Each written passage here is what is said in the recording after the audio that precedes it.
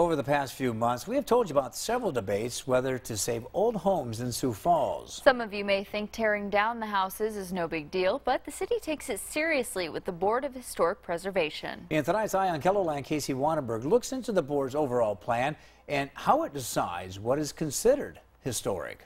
And this one you own too. Meet the so-called mayor of Maine. This one was the third property that I did. George Hamilton owns 7 properties on or near Main Avenue in Sioux Falls and is buying 2 more.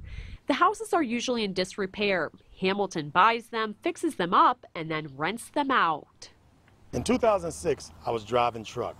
And at that time, my wife was watching Flip This House, and everybody was doing this here. And she thought that I was wasting time driving truck. So she said, let's get into real estate, since I had a construction background in construction. And what did I get myself into? While it may sound like fun, it's also a lot of hard work, to say the least. When you're dealing with an older house, if you don't go in and redo everything from the plumbing, electrical, the roof, the siding and stuff, make sure that you secure it from the elements and everything, it's going to continue to deteriorate. Hamilton faces even more regulations than most homeowners when remodeling. Why? Many of his properties are in a historic district.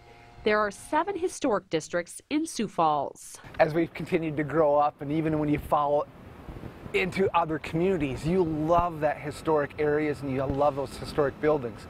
And if you don't preserve them, you lose them. The Sioux Falls Board of Historic Preservation follows the Secretary of Interior standards that are required once an area becomes a historic district. Interior and exterior structures still have to remain historic character. That means when homeowners are remodeling, they need to follow historic guidelines with everything from the roof to the windows. It's the same thing about, well, I want a garage door.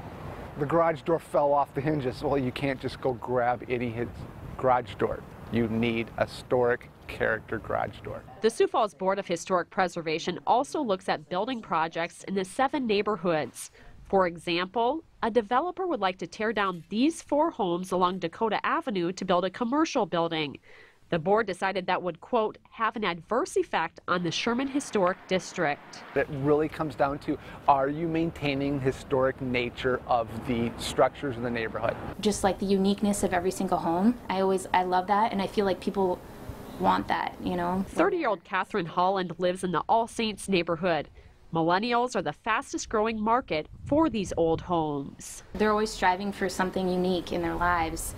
And if you can have a home that has like wood paneling that's, you know, from the 1900s, you know, and things like creaks in the floor, you know. In Sioux Falls, not only is there renewed interest in old homes, but also the city's old area, downtown. It just kind of is like the cool place to be. A cool area that's led to a hot business for this unelected mayor. It has just taken on a life of its own with this neighborhood trying to rebound and come up. With Eye on KELOLAND, I'm Casey Wanenberg. If you would like to take a closer look at the 7 historic districts in Sioux Falls, we've posted a map under this story at KELOLAND.com.